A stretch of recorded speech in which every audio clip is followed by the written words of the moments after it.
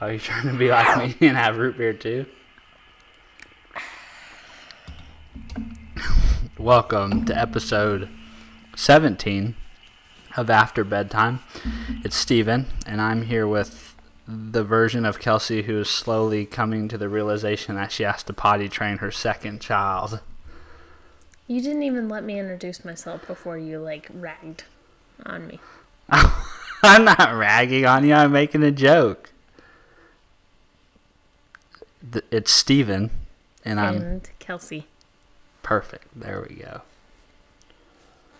I'm not in denial. I just don't... You're not in denial at all. Want to do it right now. It's not a good time. Your strategy is the summertime, right? Really, everyone's Summertime, probably like, it's time? the perfect time because we're in quarantine and, well, actually, technically, Missouri's stay-in-place order It's actually has been probably, lifted. it was practically probably the perfect time. I personally disagree because we're smack dab in the middle of the Midwest's tornado season. And our safety measures, we have to go to my mom's, and I don't want to have to potty train while going to two different places. It's Dad's fault because he didn't buy a house yet. That's not what I said. With a storm shelter. I did not say that. I know, just kidding. And I think it's easier for every potty time we training start in the summer. the podcast, my nose, it's like, oh, they're doing a podcast. Steven's nose, freak out. Because right now it's itchy. I think that's a subconscious thing. I disagree. What are we talking about? I was I don't even finishing know. what I was saying. Oh, yeah. Go ahead. Finish it. I personally think that it's better to do it in the summertime because you're guaranteed warmer temperatures and for a child to just go naked. True. And that's like what was it Dr. Wheeler that told us that, or who was that? Dr. Wheeler told us... Which one was the one that told us just put a white shirt on him, keep him that was Dr. Wheeler. Yeah.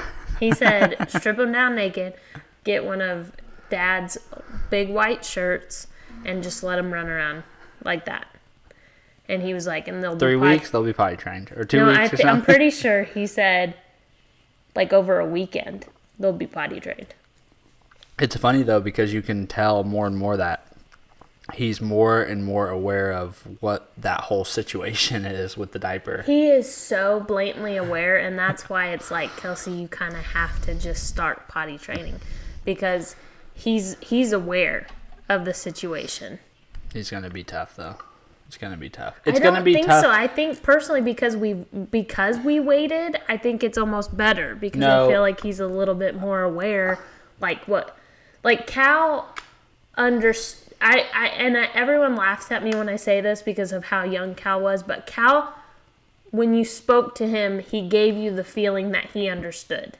No, I mean it's tough. It's going to be tough because of the kidney thing. Is that even if he's willing and wanting to, it's just going to be so much more difficult for him because he's going to have to want to go. He's going to need to go more often, more frequently. So he's going to have to more stop abruptly, playtime more often. And he may not want to stop more often, and then that leads to accidents.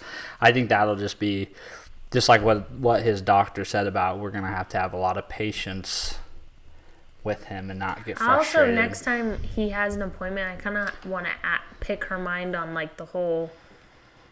Will he be able to hold it better when he's in elementary school, or do I need to have that conversation with the teachers that he's going to be a kid that if he says he has to go, he has to go? Well, if any of my kids have to go, the teachers, listen, if there's any teachers listening to this, agree with I that. would go to battle for bathroom privilege. I don't understand a world in which human beings don't have the ability to go to the bathroom when they want to go. And to preemptively restrict that privilege because they may abuse it, it's that's I know, but I can understand it when the child is older.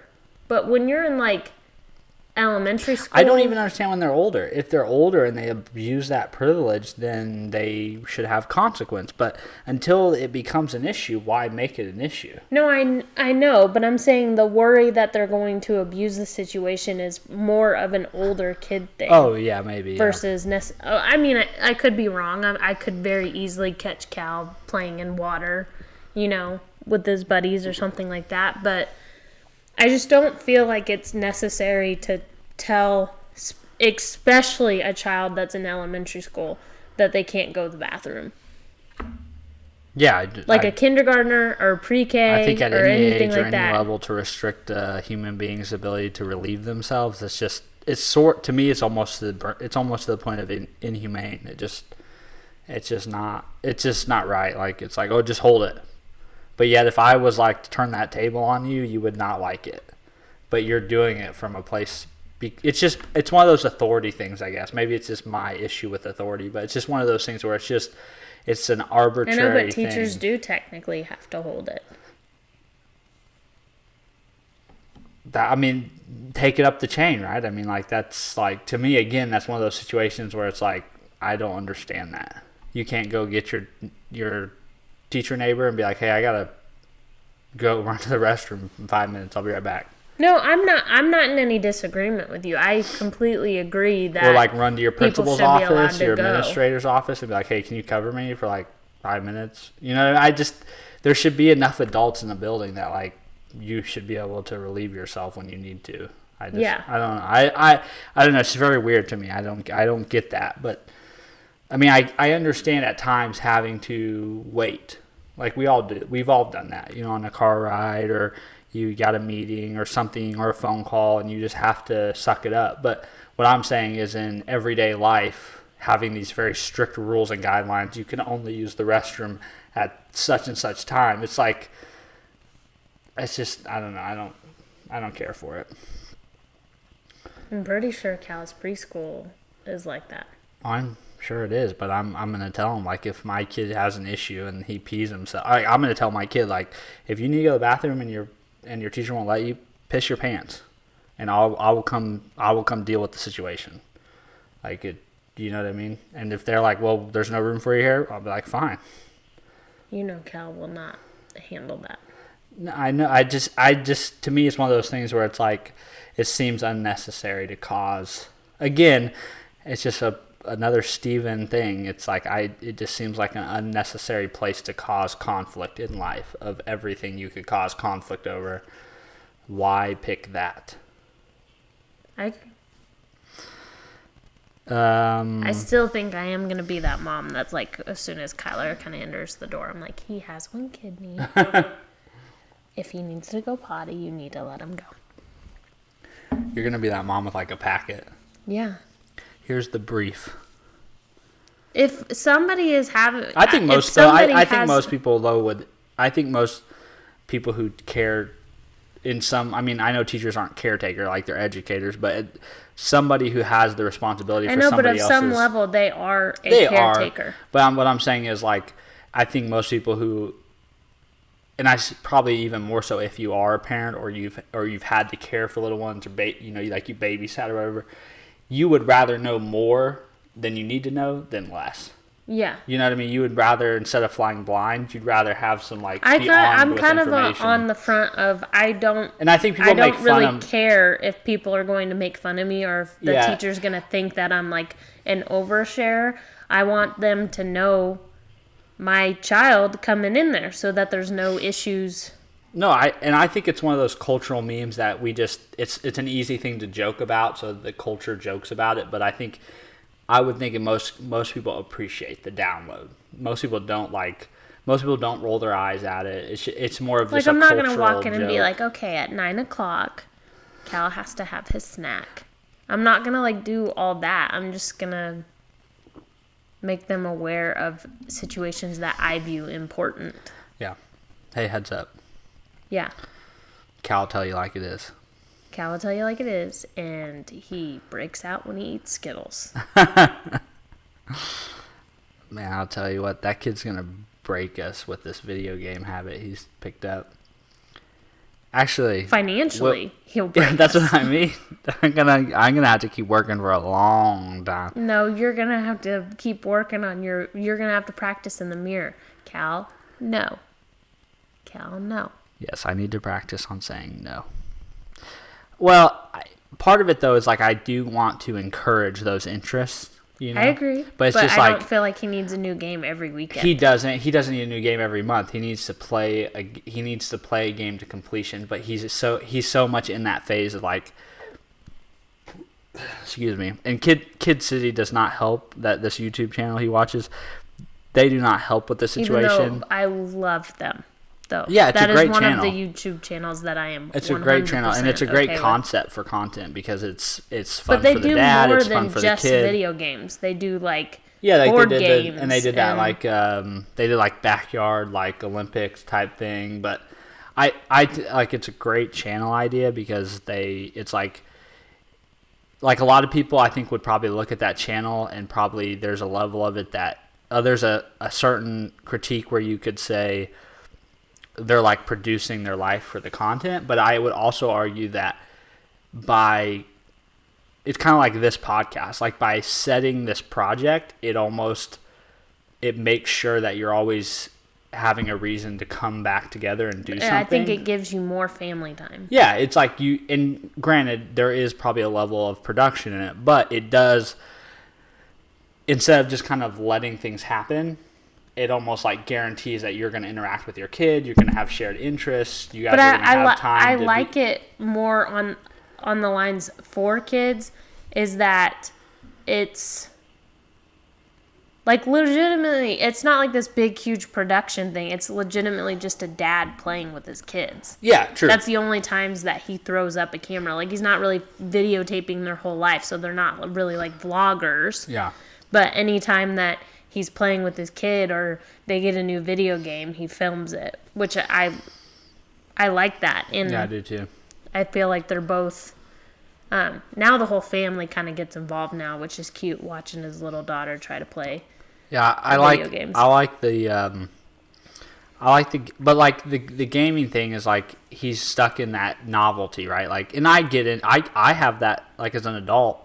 You see something new that you haven't tried, and you already have something that you could spend 100 weeks figuring out or playing with or exploring or coming up with ways to use it. Yeah. But you see something new and novel and you're like, oh, I need to get that. So, and that's what he does. He sees a new game that they've played on the video and now he's off the video game he was all excited about and he's on to the new one. And that's that. I'm not really sure how to help him like understand that. You need, and because he's probably too little to get it, but like he's got several new games that he has yet to complete. Like he needs to complete those.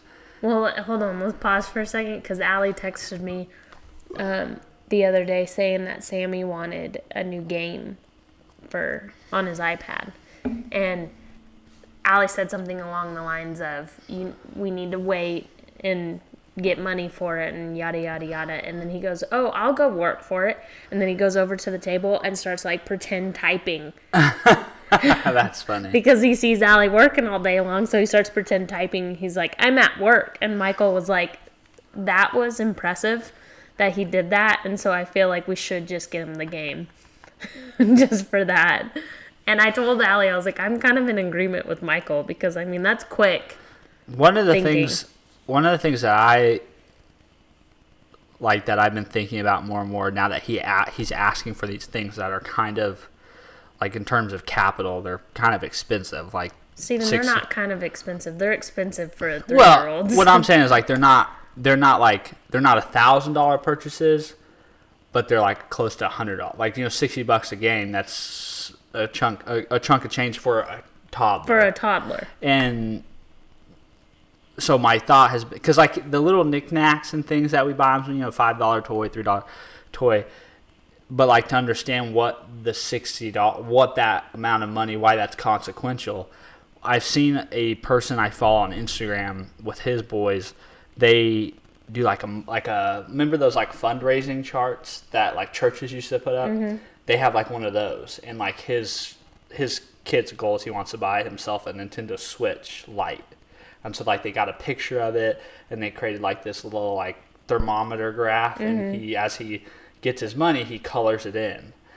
And I think that's like a really fun, but also really cool visual way for them to understand. Well, you're working towards something. It's like over time and see the progress and understand, like in some way it's kind of weird because it's more of like a conceptual thing probably in their mind, nothing they can articulate, but they kind of understand that like this is a resource and I have to amass it over time. Well, I think it's also it shows them. At some point, I will get this. When this is completely full, I will get it. And it's like a tangible way. It's a tangible way of them. Like it's not. Cal doesn't understand when we tell him, "You can have it for your birthday." Well, his birthday's like 2 months away. True, and to me, it's a way. So that's hard for him to understand. To me, it's a way of building that connection of like. It's also a way to put that connection of like, okay, Cal can go do something to get something to make progress. So it may incentivize him more to be like, oh, I want to do, like, how can I do a chore? How can I do a task that will earn me $1 or a quarter or something so I can color in more of my chart? Yeah. You know, which is that kind of, that's the muscle I want to build is like, don't sit back and wait for someone to give it to you. How can you go out and get it? No, I agree. Which I just like we'll have to decide on what little chores we think he can do. Or like, and then like I thought like another cool thing is like if you like bonused them, like when they did something that was more like not like work, like a chore or like a task or help with something, but when they like do an intangible, like they share a toy or they speak kind words, you like bonus them. Yeah. So they understand that like it to me, it's like from a scientific level, it integrates that like the most powerful way to reinforce behavior is if a variable reward schedule, kind of like a slot machine. The more uncertainty there is on when you're going to get that reward, the more like you do the behavior. So it's like if you can bonus those things in that kind of variable where they never really know when they're going to get something good for doing something good, so they want to do good. I thought that would be fun. I agree. Those are things that I'm excited about. I'm not usually excited about like real physical, like making a physical poster, but I think that he would like that, and I think he would understand. That would help make the connection between, you've got another $5 in the bank. He's very much, and I don't say this in a mean way, he's attention seeking, and like praise is huge to him. Yeah, he likes recognition. So that graph words of affirmation. That graph would be like a visual gratification for him. It would be for him also. It would be something he could show off and point to and talk about, and which he would like. When this is full, I get this. Yeah, which is cool because it's like pulling in all these larger things as like adults that we talk about in very like big words, like we say like having a vision and having a purpose and a mission. My only thing is that his big items tend to change weekly. Mm-hmm. So how would we? But if it's money, then it's just he can pick and choose. No, I know, but if he's what? So then what? At the top of the graph, we say new game or something. You could get we could print out pictures of the things he wants, and what if he just changes, then we just swap the picture. But then the price might change. Well, yeah, then we can just change. We can just extend the graph if it's more expensive, or leave it the same if it's less expensive. He just only has to change the line or whatever. We could have like a red line that's printed that we just move up and down the. Okay. You always want to dig into like, how exactly is this going to work? What's exactly the mechanism? I don't think there's anything wrong with that part of my personality. You like to point that out a lot. And just it's not that I'm wanting to know the exact way. I'm just wanting to understand what you think the best option is. Oh, yeah. Well, I'm very detail oriented, so I actually really appreciate it. Because like, I'm the person that like, I write tasks for the task. If I like have to make some samples, I write out like collect the ingredients, set up the scale. I write out all the subtasks for the task. So I appreciate I don't think there's anything wrong with that either. I appreciate your interest in the Maybe details. I'm very task oriented as well. I'm very task oriented. Actually, I'm all about taking big, because I think that it is a shame that people put out big, awesome, inspiring goals. The problem is that I feel human beings need tangible. You have to turn this into very tangible, executable things that, like, without thinking, I know, okay, what I should be doing. And I don't think that's because human beings are like, I don't think that's the difference between like successful and lazy people. Like there's two types of people, and successful people can go get the big stuff and lazy people can't. I think the successful people have figured that out. And so they're the ones who are able to take, like for us, like they're the ones that are able to take, like, pay off all my debt, and they turn it into very tangible, actionable steps on a daily basis. Well, because you don't necessarily just view the thing as a whole, because then that's defeating. Correct. It's too big. And where do I start? You need to know what do I do? The first step. It's just the same thing of the very first time I did the Rayolana. The whole process was overwhelming. But if you just when take you it break and it down into one step day at a time, which now, because the sale's been like delayed for so long because of all the everything going on, I now have like a bonus 3 weeks to do it, and it's kind of exciting to me because last time I only had like 1 week. It'll be easy now. I hope. I know, but I have so many like little toys that I keep trying to sell on Facebook, and I keep trying to post this stuff that's like, hey, I have this stuff for sale. Would anybody be interested? And nobody is messaging on it. I don't want to have to really, my fear is of trying to get all of that stuff into the building. I don't know how to properly like bag or carry or. I think you should do on your Facebook stuff. I think you should do one of two things. You should just message the people individually who you know are moms and who might be interested, and just go like straight to them, which I did on a couple. Or just start a group and add people. And if they don't want to be in the group, they can just get out. I just think people don't want my stuff. They will once they see it. I think too, like pictures would help. I know, but I did all that. I posted pictures in the moms groups that I'm in, and nothing. Oh, dang, no one wants the freeborn stuff. But I also don't know if because of how Facebook's algorithm that since I don't post often and I don't have a lot of posts and stuff for people to interact with. So your stuff doesn't get shown. I don't feel maybe. That's fair. That could be the part of my brain that's like.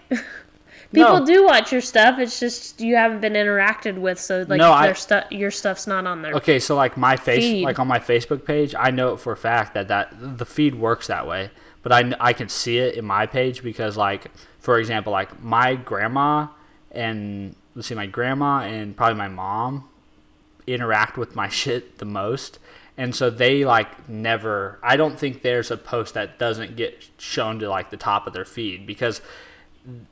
Facebook, because they've interacted with so many, Facebook knows that my stuff is extremely relevant to them.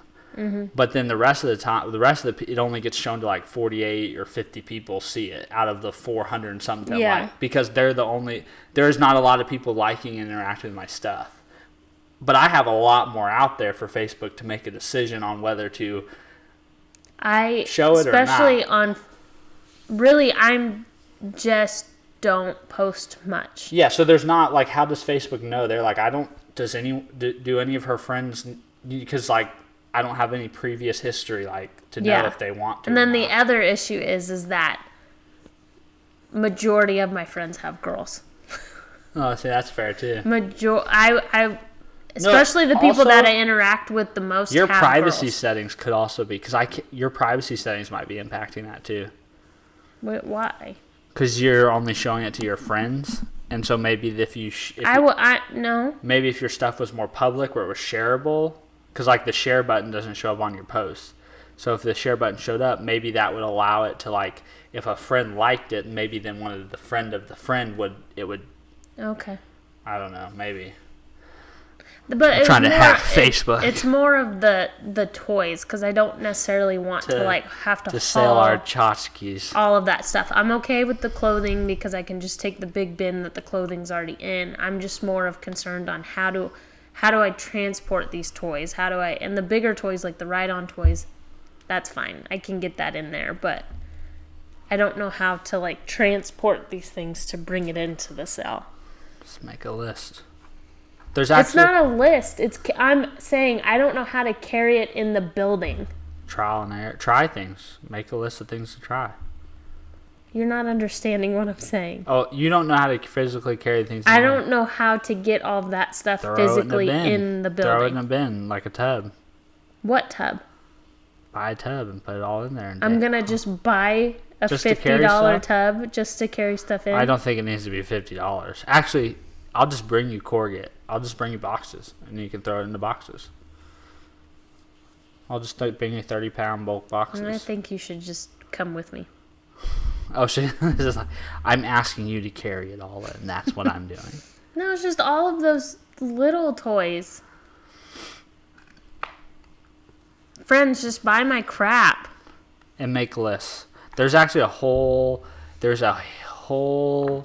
system called Getting Things Done. I think there's a book too. I don't know I can't remember the guy's name who came up with this thing, but basically it just teaches you exactly how to take your projects or your things and transfer them into executable tasks, which is, I feel like, is a skill that needs taught really bad. Really, really bad. Also, here's another tip. Here's another hack that I'm very passionate about. If you're somebody who finds themselves extremely anxious all the time because you have so much to do, like I know a lot of people do, and I know, like, at the end of each workday, that's how I feel. This is how I get rid of my anxiety. This is how I'm able to separate work from home life really well. At the end of the day, what you do is you take everything that's in your head that you're thinking about that you need to do, and you write it down. That's it. That's all you do. I use Outlook in my Outlook at work on my email. Whatever things that have been put on my plate, then I'm like, okay, I got to do this. I got to do this. What about that? All I do is I type it all out into a task in my task list, and it's like the anxiety goes away. Because, like, I can see it. It's tangible. I know it. It's like, okay, when I come back to work, I know this is exactly what I need to do, and I stop thinking about it. It is like the single greatest cure for, like, any kind of work-related anxiety you have. It's perfect. But what if you're just somebody who has daily anxiety anyway? Well, I'm not a psychologist. I'm just offering what's helped me. Because I mean, like, I have that, what do you call it? I would call it, like, performance anxiety. Like, every day, like, before football practice, I would be like, oh, I'd like my gut would be like in a knot. I have, like, performance anxiety, like, where when I have to do things or when I need to perform well, I work myself up over it. I obsess. Like, that was the problem with the Midland job, was because, like, and like, even when I went in to talk to my bosses there about, like, what I was feeling, I didn't think it was working, and blah.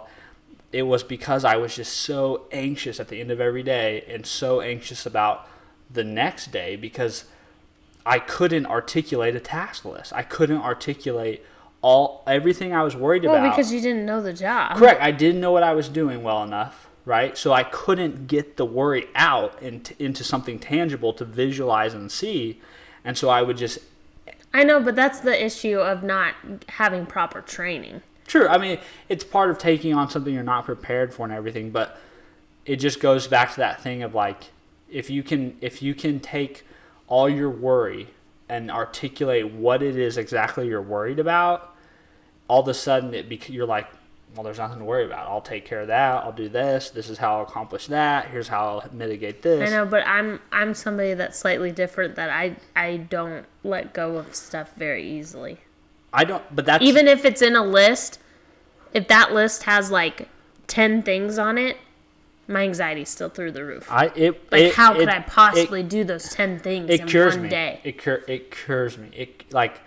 It cures me. Well, I'm glad for you. It would not for me. I just found what has worked. But I do know that me, as somebody, like, in the job that I had, I worked best in routine, and I did not stray away. I think this is from that. We had this huge issue when we started up the plant, where we were constantly changing everything. We were changing policies. We were changing schedules. We were changing who was reporting to who. There was just so many changes, and we were having horrible turnover with employees. Well, that's confusing too. Yeah, and like I could totally empathize with it because I believe like routine and an understanding of what you need to do and how you need to do it that's how you put yourself at ease. That to me, that's how you put yourself at ease, and you don't have anxiety about work because you know when you get to work, this is what I need to do. Yeah. And when it's constantly shifting all the time, that makes people anxious. It makes people anxious through the day. It makes them anxious about what they're coming into the next day. And like we would have these conversations. I would have these conversations where I'm like, look, if we can put a lot of people at ease and make a lot of people feel better about working here if we can just get on a system, get on a routine, and stick with that routine. That will handle like 90% of the issues if we can do change in a structured way, like get on a routine, see how it works for 4 weeks, then communicate the change you're going to make, tell people the timetable of the change so everyone knows what to expect. Yeah, so it's not like they've been doing one thing for 2 weeks and then they get that system down and then all of a sudden they come in and everything's changed. And like I'm sure there are the people like my brother who like they thrive in chaos. But I would say for the vast majority... I know, but I feel like visually, yes, Lane looks like he thrives in chaos, but... He probably has a system. What we view as chaos is his not... routine. Yes. It's his system. Yes. It's his way he mitigates all yes. that. Totally. I totally believe that. I don't think every single day Lane's just like chaos. I think that majority of people just view his routine as chaos. It's funny you say that. I was helping my mom with the business registration and tax things to just not like do them, but like fill out the right forms and stuff. And I was remoting into her computer, and so I saw her inbox, and it was just like 100 emails in her inbox. Well, she has to keep everything. But that's what I was trying to tell her. Is I was like, look, Mom, because I was telling her like if I had this many emails in my inbox, it would drive anxiety because I would worry, did I miss something? Was one of these things something I needed to do or take action? Did I respond to this? Yeah. And so I was like, look, if the email's not actionable and you want to keep it, just archive it. But get it out of your mind, right? Which for a lot of people with work, their inbox is like their mind. That's where they keep all the important things. It's like if you don't need to look at it, get rid of it, and then when you do need to look at it, you can just go get it. Yeah. But I know a lot of people manage their shit that way, and I don't know how they do it. Like a lot of people that I work with, if they can't get to all their emails in like say like a 24, 48 hour period, they'll never look at that email again. And their thought is, well, if it's important, someone will email me about it again. And I just can't believe that. Like, I just can't. But that's a lot. Like, that would drive them. And that shows the difference in people because I would have so much worry and concern over that. And some people are just like, who cares? I'll be like, oh, you didn't send me that. That people say a lot is like, oh, I didn't see that. Yeah, that's. And then I type back like. Then I respond to the exact email. I'm the guy who finds the email I sent. Petty person. Oh yeah, I go find the email I sent, reply back to it, and say, as I wrote previously, see below, blah blah blah.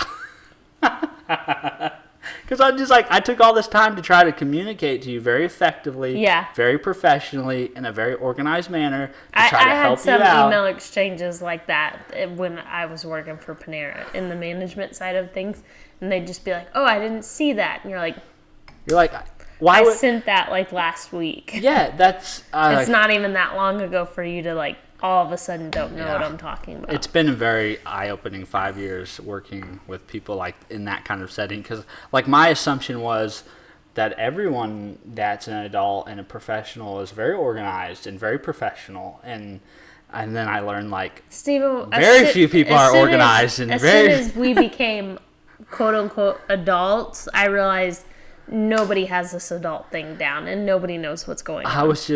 I'm just blown away. Everyone is faking it until they make it. Because, like, to me, like, that's bare minimum. Being organized and prepared, that's like here. That's just like, you're on the road. I know, but what's funny is that I think about my personality is that there's some things that I am very organized and very, like, structured with, and then there's other parts of my life that are not. And that's fair. I mean, that's fair. That's completely fair. Because you're going to have things you care a lot about and things you don't care.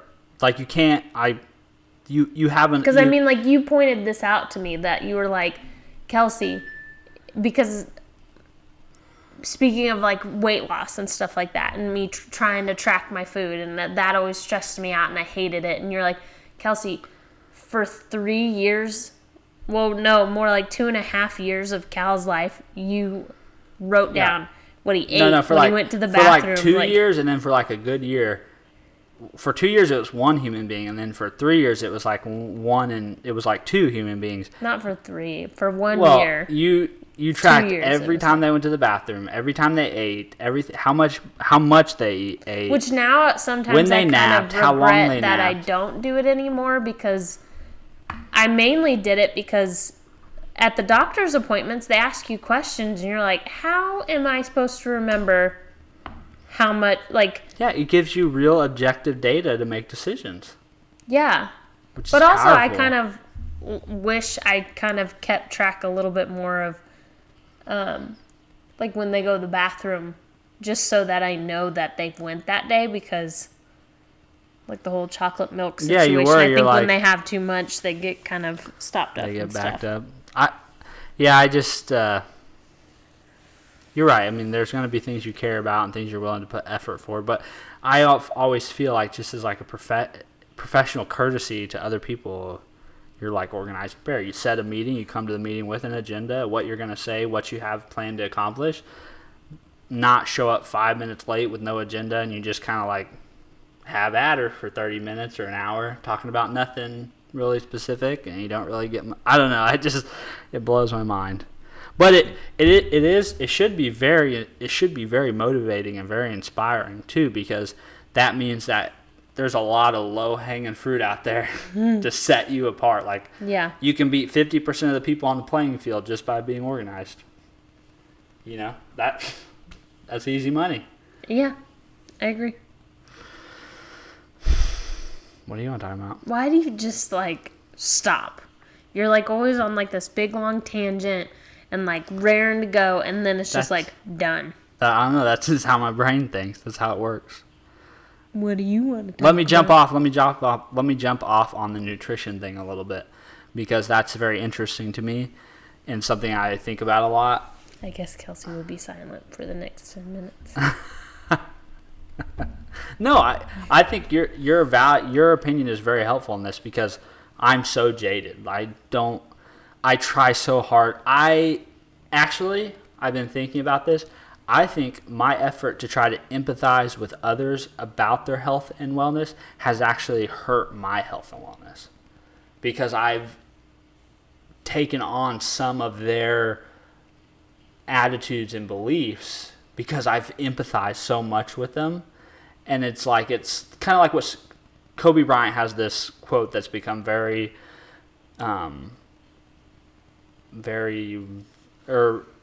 what's the word? Well known or shared a lot because of his death. Basically, the quote is something like, "I don't understand lazy people," and then he's like, "I don't want to understand lazy people." It's kind of like that whole thing. It's like you don't really want to really empathize with that person because you don't want to be that person, right? Well, I could see how then the wording gets in your head, and you're like.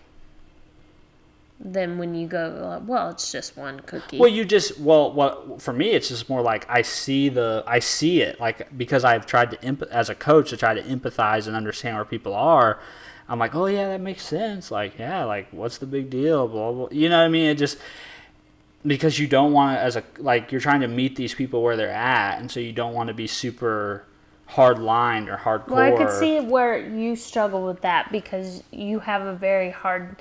You are not somebody who likes to sit in the middle. No, you have to be kind of on one edge or the other. Well, because I know that is, if you're like that, it's very hard to go to people, right? It's very easy to sit back and let people come to your side of the fence, right? But then you're not really doing a whole lot because like in health and wellness, 66% of the population is overweight, right? 1/3 of adults are obese. It's like we're losing this fight. So sitting back is not gonna work really. You've got to find a way to try to go and find the people and work with the people. And so I think through all that empathizing and trying to understand them, it's just rubbed off on me in not always such a positive way for my own benefit, but it's been great for me as a coach because I'm able to talk to them and understand them and see where they're coming from.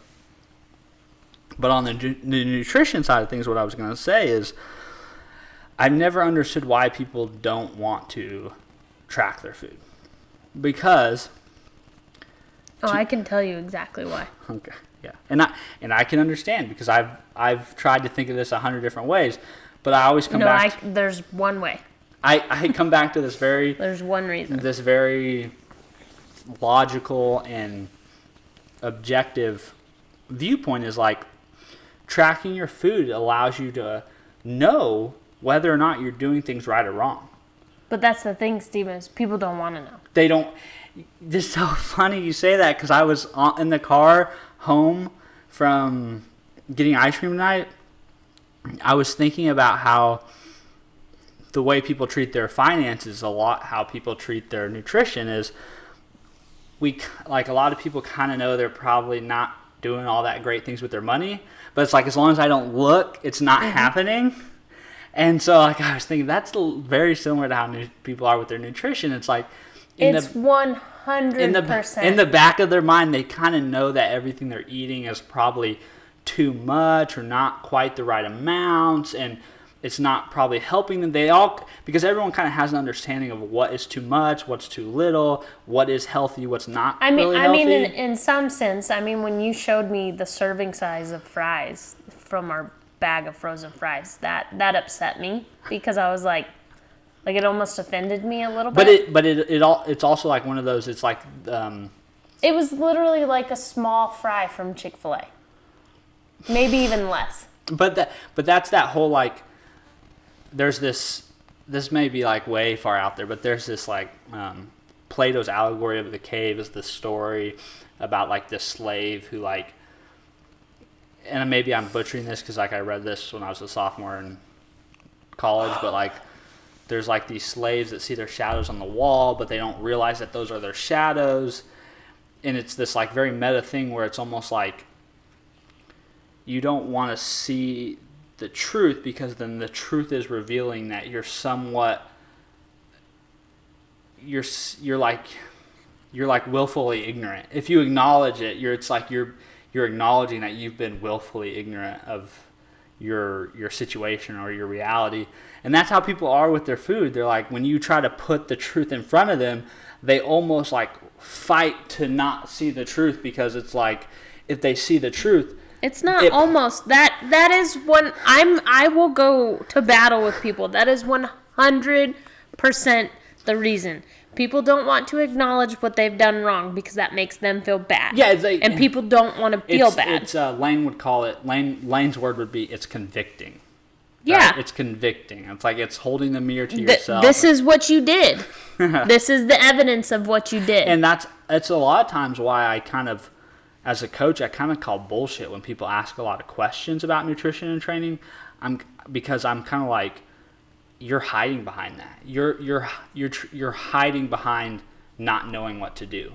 Because if I gave you a kid, you would be able to figure it out. Well, you would be able to tell them what is healthy to eat and what's not, and should they be exercising and what that looks like, and you would be because we all have heard enough and talked enough that we have some like it's not like scientific and it's not expert level, yeah, but we have an intuitive notion of like fruits are good, veggies are good. deep fried foods are not so good. Chocolate is not that great. Like, we all kind of have the, like, chocolate's great in moderation, and then we shouldn't overdo things that are very sweet. Like, we all kind of have that basic understanding, but we try to hide behind, like, well, I don't know. Is it good for me? Is it not good for me? Should I do 10 sets or 3 sets or 6 reps, or should I go to the gym or do it at home? We ask all these questions just to prevent us from ever having to actually do something. Really, it's more of, Steven, that they're like, they don't know how else to have a conversation with a trainer. Well, so let me ask all these questions and do the polite round of things. Well, that's one side of it. So, like, I'll tell you from, like, a coach, that's something I've always struggled against, because, like, to be a good coach, you're supposed to be that Sherpa. But, like, at times I've kind of it's almost like I have to stop myself from resisting wanting to be that, because I'm like, you're so full of shit. You're asking me these questions, one, to be polite, or two, you're just hiding. That's why it's so funny to me that is, like, a huge passion of yours, because that is not your personality. It isn't. And that's where, like, in the last year and a half or so, I've admitted that to myself, as I'm not that coach.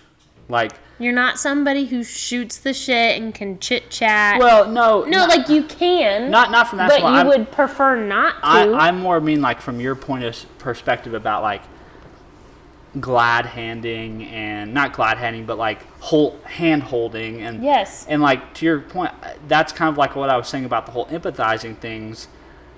Is, like, I've tried to kind of force myself into this, like, this archetype of a coach that I'm just not naturally fit for. Like, I can think of a lot of great, like, Jason Bell's in Kansas City, he's perfect fit for this. Or, like, there's a guy that trains at Mark Fisher Fitness in New York City that I can think of. Like, these guys that are just, they're great at being that kind of, like, very understanding, hand-holding, let me lead you. Well, but I kind of view, like, personal training, sorry I keep cutting you off, but I kind of view personal training as almost like you're a therapist at the same time. Yeah, I mean, most of it's mental. And you help them work through their feelings and all this stuff, and you're not, I'm not saying that you can't be that person, because you are very understanding and you are a very caring person. It's just also hard for you to let go of the part of your personality that just wants to say, just do it. Well, yes, and that's where, as, like, a coach, I've come to the realization that the kind of coach that I am well suited to help you physically and psychologically work through what it is you want to accomplish. What I've decided, though, as a coach, is I'm not for the person who hasn't decided yet. So you're either in the boat, then let's go. Like, you're in the boat, I'm in your corner, and I want you to win, and I'm going to help you win at all costs.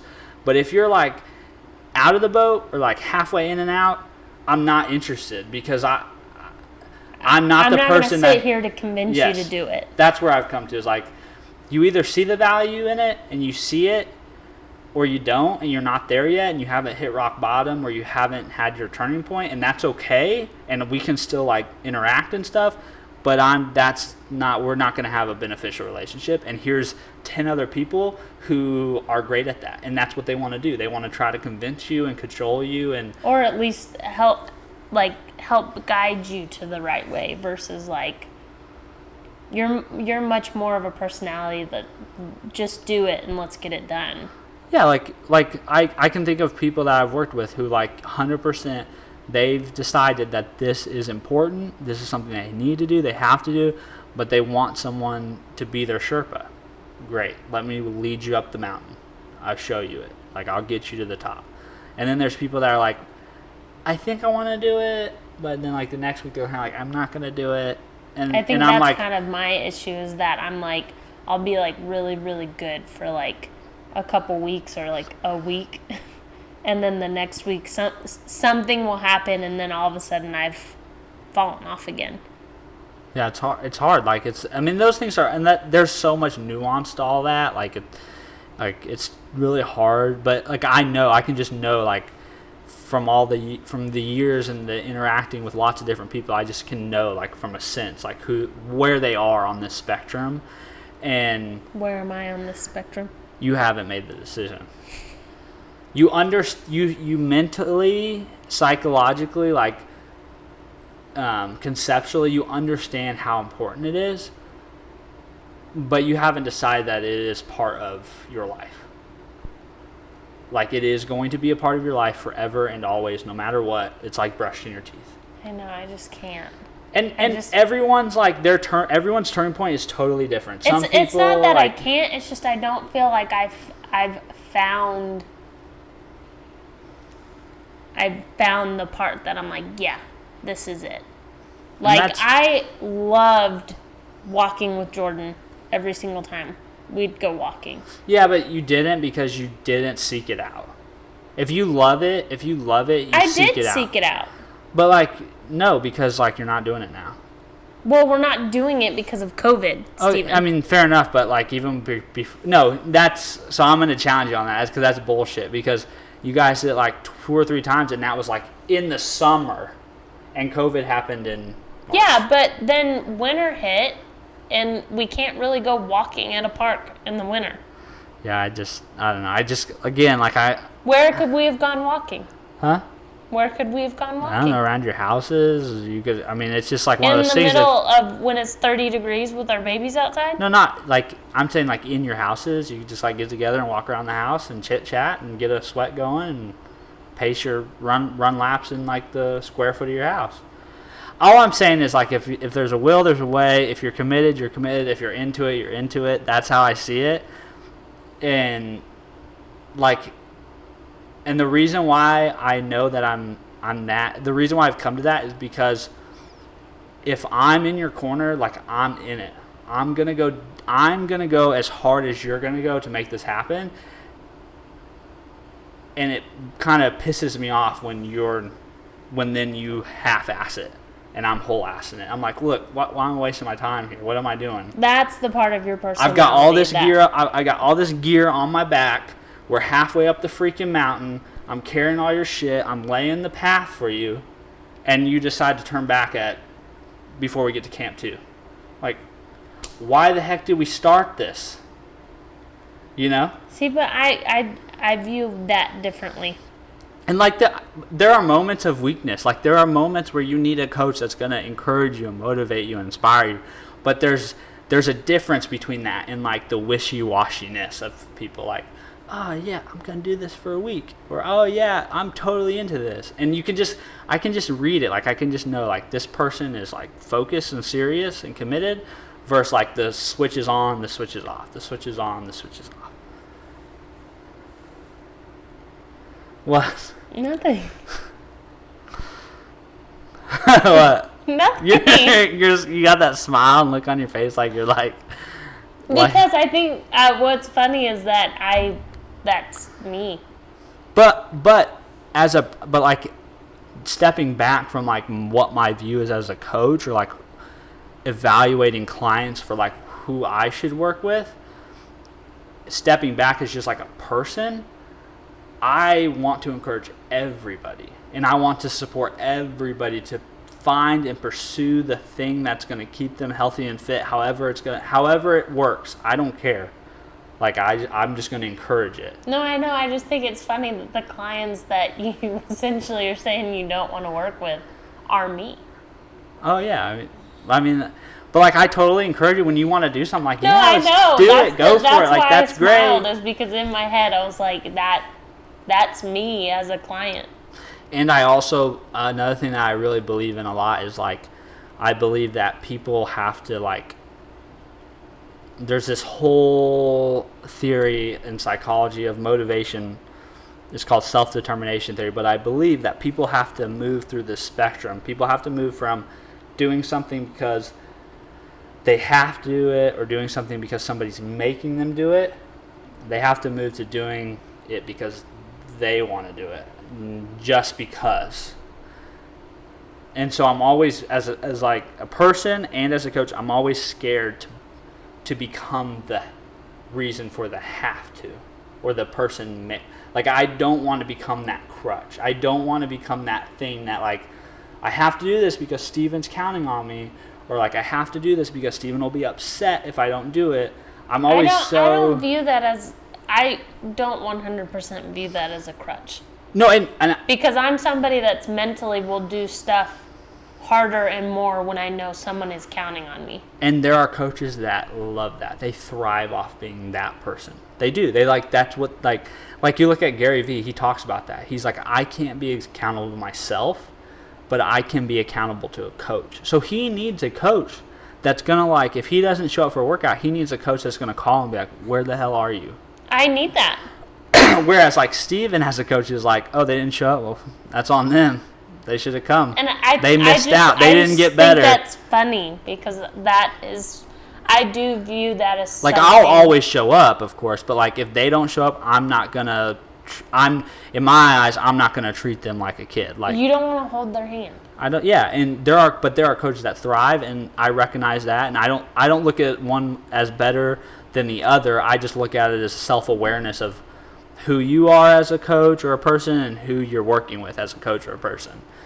And Gary Vee is a perfect example. He's a super successful person, makes lots of things happen, and he's self-aware to know, like, I have to be accountable to employees for my business. That's what that helps drive him. And I have to, for my health, I have to be accountable to a coach. Like, it's not even enough for him to be accountable to, like, his family. He's got to have, like, a singular person that is expecting him to do these things, you know, who's, like, checking on what he's eating, what he's drinking. For most people, though, I mean, like, I don't want that much, more of just, like, the working out. For me to show up, and I, like, in one of the groups I'm in this, like, Peloton moms group, and they're starting this, like, an accountability buddy, and I almost kind of, just more of because I've been too shy. Not necessarily too shy. I think Shelby pointed it out as best as it. She was pointing it out of her for her social media, is that she's trying to become more confident in her ability to post and be on social media and just be her. And I think that's what's holding me back, even with the Peloton moms group, is that. Is it what Gary says though? Is it what Gary says is, like, you're afraid of what people are gonna think? Yeah. Yeah. I think that's the fear. Like, that, and that's so funny because Gary came, like, so funny about, like, trying to understand or empathize with people. He talks about in this content about how, like, he was telling people, this is what you need to do, this is why you need to do it, this is what it's going to do for you in your life and your business, and then people weren't doing it, and so he's like, why are people not doing this?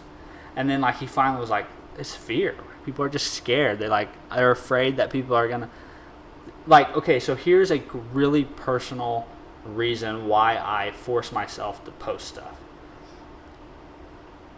Ever since I was very little, people have made me hyper aware that my voice is different. It's not a typical boy or man voice. And that has always made me very subconscious about talking and speaking to people. And it's probably why I was super quiet, like elementary and middle school, and even in high school maybe a little bit. People would probably, like, describe me more as the quieter type person. But forcing myself to get in front of a camera and talk and speak has made me more comfortable with my voice. You know? Yeah.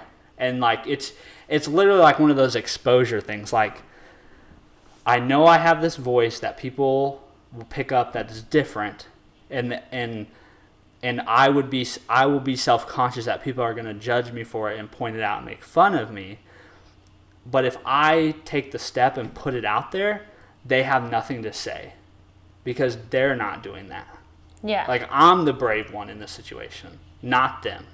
Well, like, even people have said that they've started to even see my confidence level come up a little bit from doing these podcasts. They're saying in the podcasts I've become more comfortable of speaking. But the thing is I've kind of, like, put the blinders on because I'm not, like, in my head, I'm not thinking of the people who are listening. I'm almost kind of thinking of that if people are listening, it's people I'll never ever meet. But really, to tell you the truth, all the people we know personally, and I try not to think like that because then it kind of makes me a little anxious and a little bit more like wanting to be quieter in the situation. Well, but I feel like when I've kind of slightly removed myself of thinking that, I don't know. No, like, I think you have to come up with those, like you have to come up with, for like, getting specific on like creating content and posting things and like to your point, even just reaching out to others in our group or whatever. It's almost like you have to come up with, like I love Gary V because he's like, let me be your sin eater. Put it on me. Tell them I told you to do that. And it's almost like you have to find those reasons for yourself. For me, it was like, this is how you're going to get comfortable with your voice. Do it. This is how you're going to get comfortable with your, how other people perceive you. You need to do this. This is for you, not for them. Or like, I'm putting this content out in the world because I want it to be out in the world. And if no one sees it and no one does anything with it, that's fine. Or for me, it's like, this brings me energy and gets me excited. So that's why I need to do it. Like, you've got to find those reasons outside of the external to force yourself to bring yourself to do it. And then it's like a moment, it's like a snowball thing. Then you do it and you're like, oh, and this is easy and I'm comfortable with it. And I know, like, then it's less of that process. But I feel like that's where you have to, and it's just like, it goes back to like Brene Brown's thing of like, if you're not in the arena, I don't really care what your opinion is. Like, if you're not posting Instagram videos, I don't really care what you think about my Instagram videos. You're not like sharing pictures, I don't really care what you think of my pictures. Yeah. You're not writing blogs, I don't really care what you think about my blogs. And that may seem like, people would say, well, that's kind of arrogant, Stevan. Maybe they have something to offer, and it doesn't mean I'm going to be disrespectful. I'll listen to what you have to say. Gary V has said before that you can take in everyone's information that they want to give you, but you don't have to do it. Correct. And that's kind of like, because my lens is like, what do you know? You never put shit on the internet ever. So like, you sat and watched a bunch of shit, but you never actually made anything. So why would I think your advice is going to yield much? Like, it has no. It's like you're just a headline reader. You're not a practitioner. It's like people who like watch others work out and then want to say this is how you should work out. Or people with no kids want to tell you how to parent. Yeah, it's like, look, I'll listen, but I'm not sure it carries much weight. On the note of like parenting, I watched. Jimmy Fallon and his wife have been doing like Ask the Fallons since they're under quarantine and stuff. And somebody asked like, what's the best parenting advice that you've ever gotten? And he was like, to not listen to any parenting advice. Yeah, that's such a great, and too, that's where like who you are and what your message is and what you've got to share with the world and how you want to parent your kid, that's when that comes out. And like what Gary V says is he's like, you need to just get real fucking quiet and just listen to this. Like block everything else out and get real quiet and just listen to what's in here. I know, but that's kind of my struggle, is because that inner Kelsey is a lot meaner. Yeah, but than then the outward Kelsey. But Gary's point would be like, those are other people's voices. Like, no one's born into this world being that critical of themselves and that mean to themselves. That's somebody somewhere along the line. Somebody said something about like my voice. Somewhere along the line, somebody said, "Oh, your voice is nasally and it's kind of high pitched and it's not really that masculine." And that went into my head. But that's not me. That's somebody else's shit. I didn't know that was an insecurity of yours at one point. Big time, because people have always said like they'll make fun of me and they'll be like, like they imitate a nasally, and I know that's what my voice sounds like. So it makes you subconscious like, this is wrong. My voice is wrong. My voice isn't wrong. It's just my voice. You know? But that's how other people's thoughts and ideas about yourself infect you and then hold you back.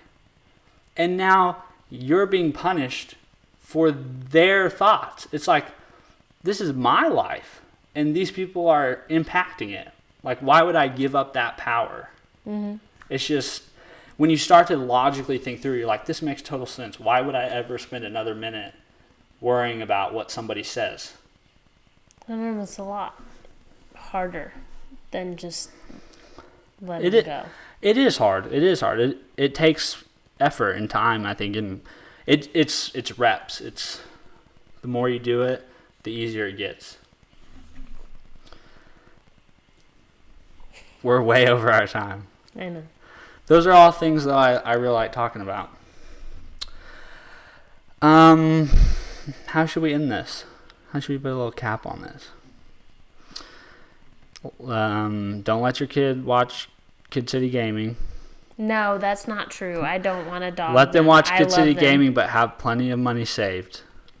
Have a whole bank account. Learn how to say no. Let's say it, Steven, because you've said it to me very easily. So just next time you need to tell Cal no, just imagine my face asking for something. I have opportunities to grow. I enjoyed recording this episode. This is probably one of my favorite episodes so far. I liked it because we weren't like specifically on an agenda. We kind of just let the conversation flow where it went. Yeah, I've kind of been working on my mind, or how I've been thinking about this podcast. I think a little bit there. I kind of tried to pigeonhole us a little bit, but really, this is just kind of a very general lifestyle podcast. It's just we do it after bed because we have kids, but it doesn't mean we have to just do it about kids and parenting and things like that. It can be all-encompassing. Because for a while I was worried that we were going to be talking about the same stuff over and over and over. True. Because a lot of our podcasts seem to be along the same lines. And really how I view this is that we just kind of wanted to record our conversations. Yeah, totally, yeah. And we shouldn't restrict that. We hope you guys are enjoying it. Still haven't got any messages from our loyal 6 followers or 6 listeners. But if you guys are enjoying it and you liked it, share it with a friend. Let us know. My Instagram is at steven.freeborn and Kelsey's is at kfreeborn412. She may not follow you, let you follow her, but she probably will respond to your DMs. Yes, I will respond to DMs, and I'm becoming more comfortable with the idea of allowing more people to come in. I have had a couple like random follow requests, but I just get anxious if it's a spammer. Sorry guys. Sorry. I'm getting there. All right. That's it. See you next time. Bye.